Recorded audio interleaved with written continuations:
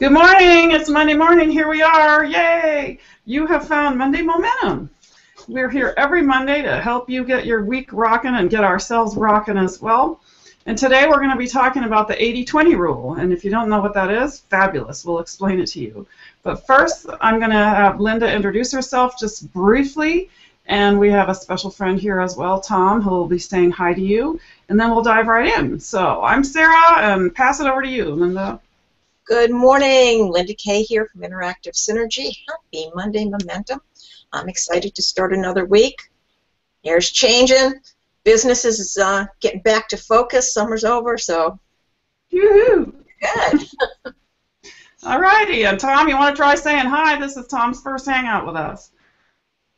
Good morning, everyone. Tom Masterson. I've been sitting in on these the first time on screen, and happy to join you all. Woohoo! All right, thanks, Tom. So he's another brave soul who is diving in, and we're excited because that's what you got to do. We are looking to have people join us on our Hangouts, specialists in their field, people that have information and ideas to share with entrepreneurs and solopreneurs like you, like us. So Tom is another one, just like Raymond a couple weeks ago, who said, okay, let me see if I can figure out how to do this, and in a few weeks he'll be on as a special featured expert. So yay for him and yay for us. So today we wanted to talk about the 80-20 rule, and I guess figuring that probably we should define it first, just in case there are people out there that don't know what it is. Is that something you want to take on, Linda? You want to try to explain what that is? The 80-20 rule, Pareto's Principle? Well, in trying to apply it to myself and things that I do, it's like 80% of everything that happens out there is typically attributed to 20% of a certain specific effort. So had I known you were going to throw it at me, I would have looked up a definition, Sarah.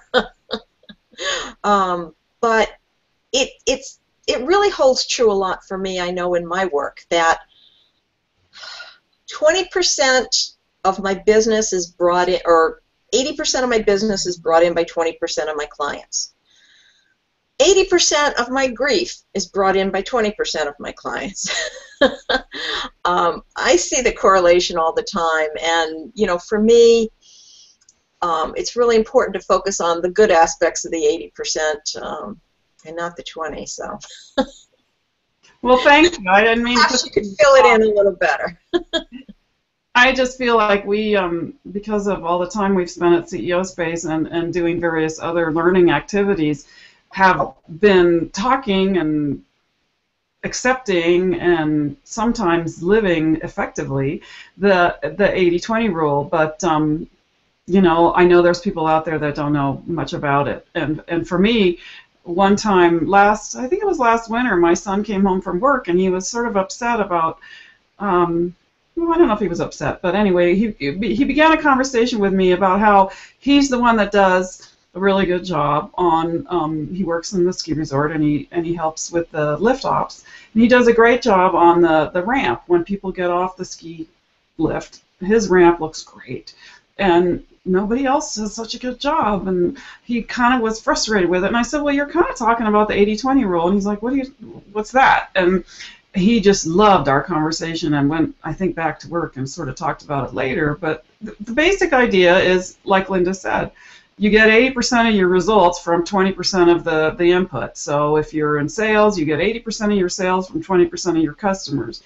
If you're the sales manager, you get 80% of the sales from 20% of your salespeople. And the original thing that I looked up about it was talking about wealth distributed in a country, in Italy, and 80% of the people only had 20% of the land, and 20% of the people had 80% of the land, 80% of the wealth, basically. 80% of the peas are produced from 20% of the pea pods. So it's pretty universal, and it's kind of unexplainable, but there's plenty of evidence to show that that's truly what happens in your business, in your life. 80% of your results come from 20% of your input. And so what do you do about that? How do you grow your results knowing that, and your overall, whatever the 100% is, if you want to make that $100,000 instead of $1,000, how do you do that? How do you budget your time? How do you budget your work so that you are getting more and more results to grow the whole picture, even if you know that 80% of these people, if they buy from me at all, are only buying a very small thing, and 20% are buying the most, and those are the ones that I want more of those. But you don't get more necessarily, because it's always only going to be about 20%. So how do you cultivate them, and how do you keep those 80% happy? Because if they disappear, then your 20% is affected. Interesting ideas. Any more input for me, Linda?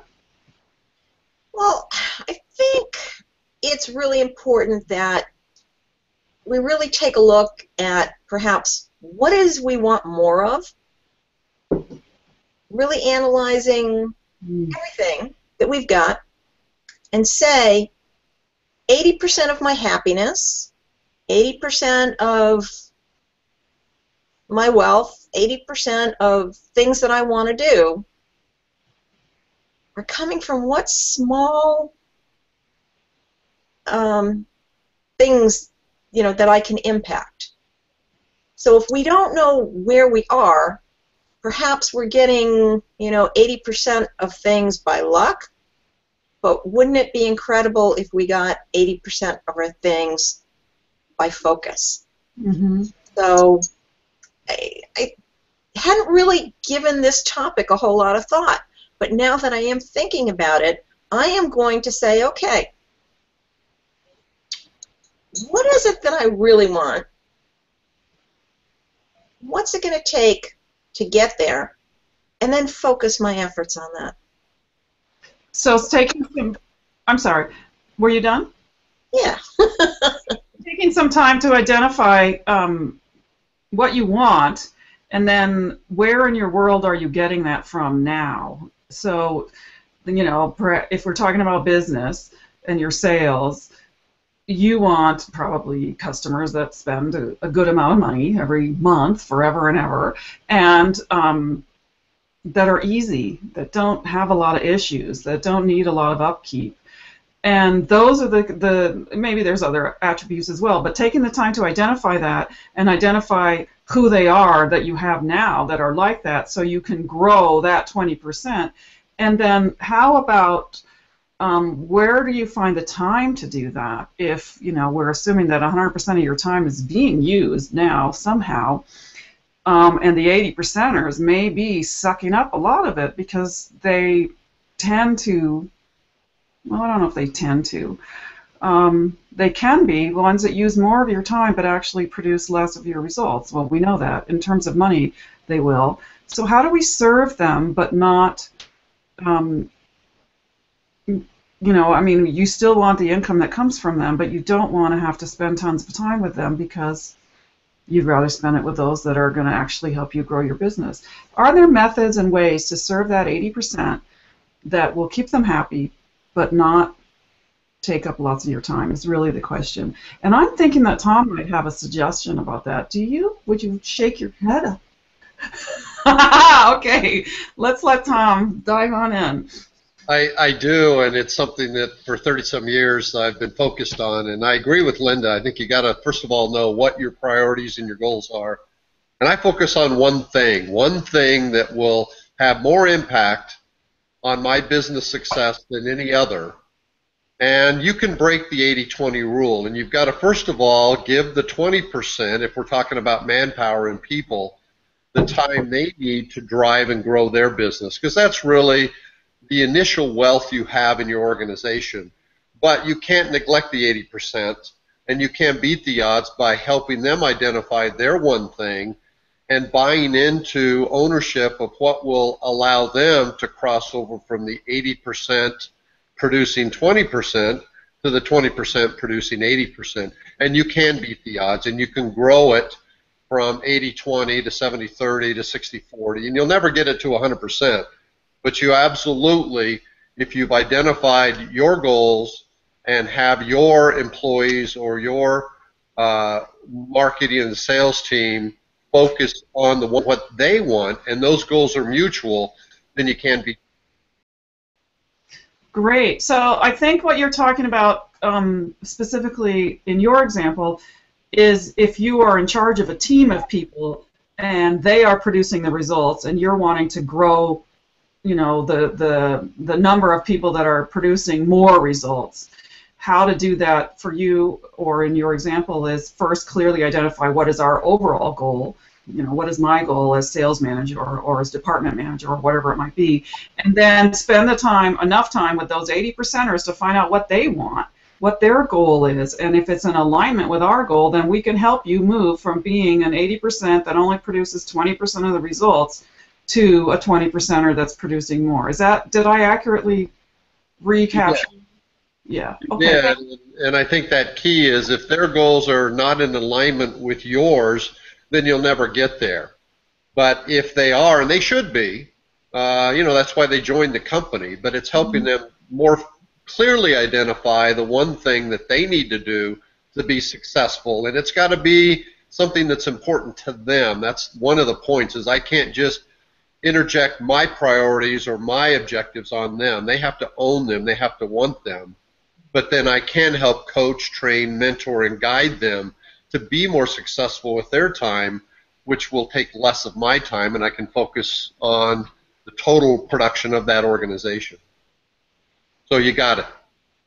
Great. Well, I'm glad I understood, because that isn't, I was more thinking about how do we get 80% of our customers to buy more, or to serve them so that they aren't taking as much of our time, and we can then focus on the 20%ers or grow that number of 20%ers.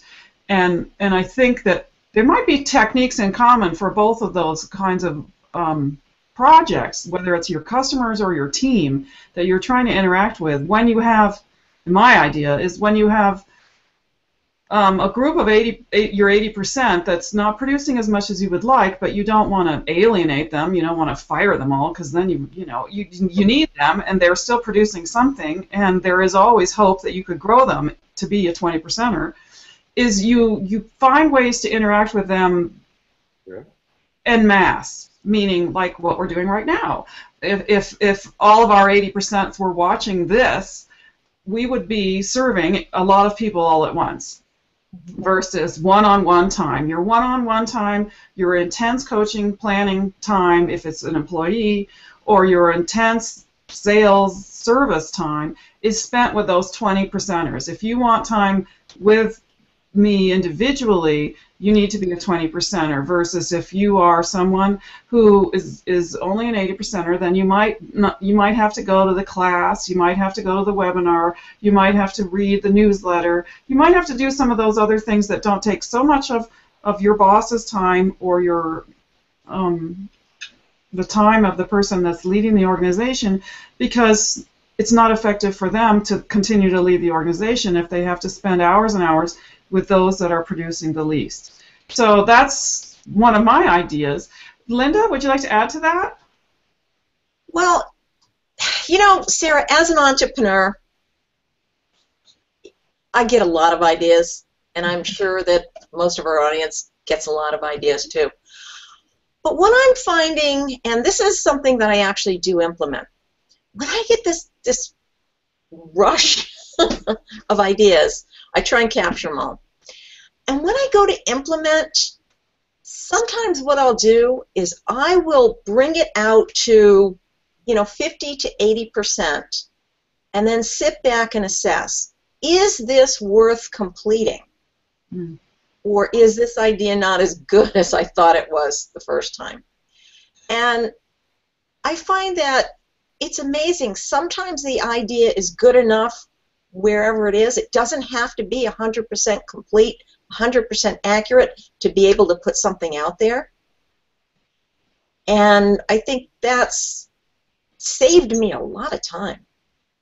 And it's helped me flesh out things that are good and are worthy of completing. And it's helped me flesh out things that, even if I did this to 100%, probably wasn't a great use of my time. So for entrepreneurs with lots of ideas, I think 80-20%, is awesome. Well, that's a great point. It's not the Pareto Principle, the 80-20 rule is not just about people or, it's about everything. So 80% of your time might be being spent in activities that give you only 20% of your results, whereas 20% of your time is really the time that is giving you the earnings, the momentum, the movement that you want. And so knowing that and understanding that about yourself and about the world in general, you can then identify, okay, well, what are those things that are really moving me forward? How can I grow them a little bit, but not necessarily expect to ever be 100% of my time is productive, because it's clear that that's asking for too much. Forgive yourself for some of that downtime that you might, like me, feel like, God, I'm not getting anything done. I should be doing more. Well, if I'm getting stuff done 20% of the time, I guess that's pretty normal. But then be able to manage your time better and identifying, I've forgotten who it is, and I've looked it up many times and I've not been able to track it down. So if anybody out there knows the answer to this, I thought it was in Covey's book, the 7 habits of highly effective people. He put together, someone did, I hope it was him, a matrix of, these are 4 areas of your life. This is important, this is urgent, this is not, these are the things that are going to be effective. And most of us are spending a lot of time putting out fires in the urgent area and not spending enough time doing the things that are truly important that'll move us forward. And I know we've talked about this before. And again, if somebody knows who it is, raise your hand. But because I think that that's kind of it's the 80-20 rule. And learning what the 20% is that's most effective for you is going to help you to move forward, to grow it, and to find other people to do the 80% of the stuff, or just let it go, like you said. 80% of the ideas aren't going to be really very good ideas. It's great you have them, and you get those wonderful 20%. If you didn't have any ideas, you wouldn't have anything to work with. But learning to filter is a great thing. It is Stephen Covey's 4 quadrants for time management. Oh, it is, Steve. Oh, yes. I love somebody that can just look it up right then and there. So I thought so, but when I went back to his book, I couldn't find it, and I love that. And it's, well, tell us what it says, because I did a really lousy job of describing it. Well, I mean, it's basically what you said. You're dividing things into 4 quadrants, those things that are important, and those things that are urgent, and... Not important, not urgent, is that what it is? Yeah. And the thing is to really focus on things that are important but not urgent. Because if you stay there, you're not putting out fires constantly. And well, the fires will begin to even go away. You won't have them anymore. Yeah, and how most of us are sort of living a life where we're dealing with the most immediate, urgent thing and going crazy. And, you can see that as well. This matrix is 100%, and 20% is the important but not urgent. And that the more you can spend your time there, the more you can pull this whole matrix into a more productive and happy, successful life, business, everything. Sarah, the other thing on this document that I just pulled up really quickly is he talks about the big rocks. Putting all the big rocks in first so you have time for all the little stuff. And for anyone that's never read the Stephen Covey stuff and learned about both the quadrants and, the priorities, putting the rocks in first, really should. It's a fabulous book, and has been on the bestseller list for 110 years or something, so there's a reason for that. And yes, I agree. If you haven't read it, read it. And if I dug around in here, I'd probably be able to show you what it looked like, but it wasn't a plan today, so sorry. We only have a few minutes left, and I thought maybe we could spend a minute or two talking about what we will do. A little bit of accountability stuff in the next week or so, or maybe, in your past few weeks. Have you identified areas where you could be delegating more and giving some of that 80% of your time that's being not wasted but not spent as efficiently as possible to someone else so that you can concentrate more on your 20, or anything else that you would like to perhaps set as a goal for yourself or talk about in the last week or so? Anything from you, Tom? Well, something I'm focused on Uh-oh. with teams. I'm getting feedback there, so it's a little confusing. There you go. Try that. Okay, that's a little better. We have teams in throughout the U.S., and something we're doing right now is getting some of those leaders to step up and do some training and development and coaching themselves, throwing that to us. I think that's very important for delegation, building leaders up, having them take ownership, realizing that they're going to start out probably failing more than they succeed, but that's how they learn. And it's been a very, very valuable tool. But we're focused on that right now because we've got leaders that are stepping up and need additional coaching to totally take that ball in their markets. Good. How about you, Linda? Anything you're thinking about your future week or past few weeks on the 80-20 rule? Well, I think in my 80-20 rule, I have to tie in a little bit with, Michael Gerber's, working in the business versus on the business.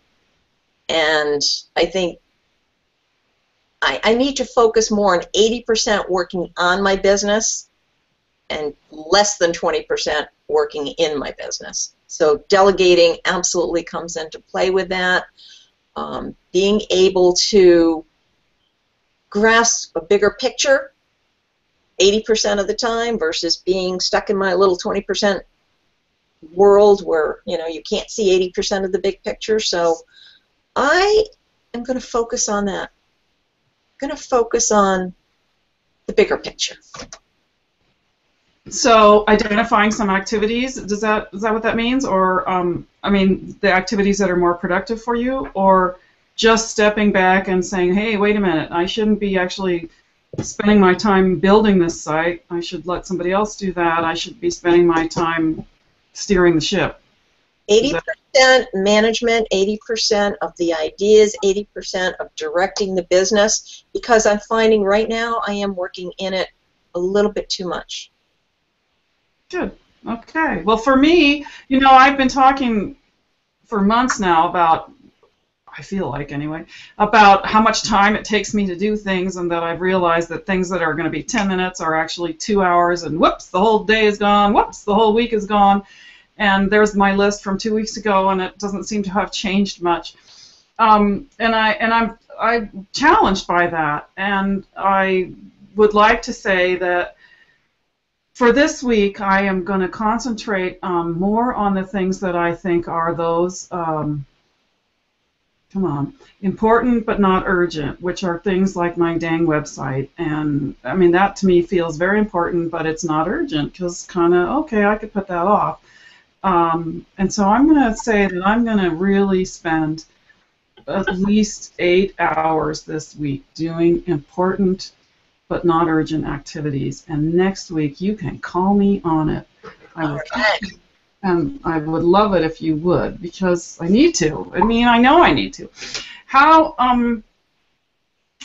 oh gosh, I completely forgot what I was going to say. Oh well, so well. So if you took the time to really identify those, and then what would be the first steps for implementing? Is it blocking it out on your calendar? Is it identifying people that can take over the stuff that you've realized I got to let go of these? How are you going to move forward with that? Tom, you want to grab it, or you want me to? Sure.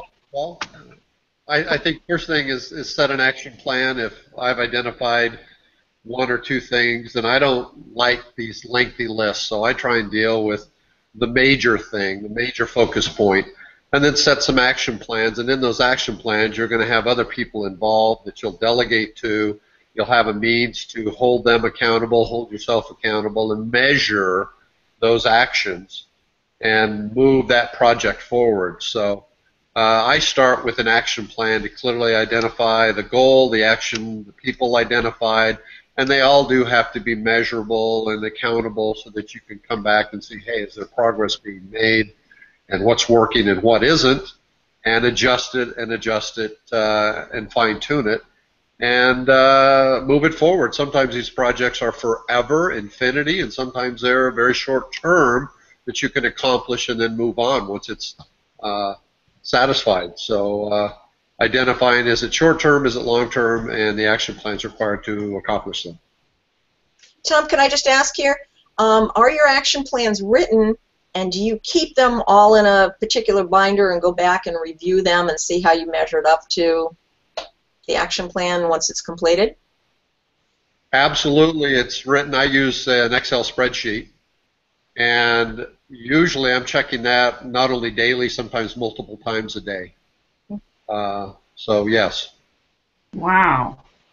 So I'm thinking when you're on guesting with us, if you want, or you don't have to, you can maybe we'll teach you about screen sharing, and we could actually see your sheet and how you work it, because that I haven't thought of doing it that way. I mean, I know there's project management software, and there's always the handy dandy notebook that you write everything on, but that might be, you check it every day, several times a day, is sort of remarkable to me. I feel like I could learn something there. Thank you. Alrighty, so we have only a couple minutes left. I want to just tell Tom in front of the whole world that even when we stop the broadcast, please don't hang up yourself, because we want to chat for a minute afterwards in private without the world watching. But for the rest of you out there, I want to thank you for joining us today. We will have Tom check out, and then Linda, and then come on back to me. So Tom, you say bye. Tell them how they can get in touch with you if they want to follow up more.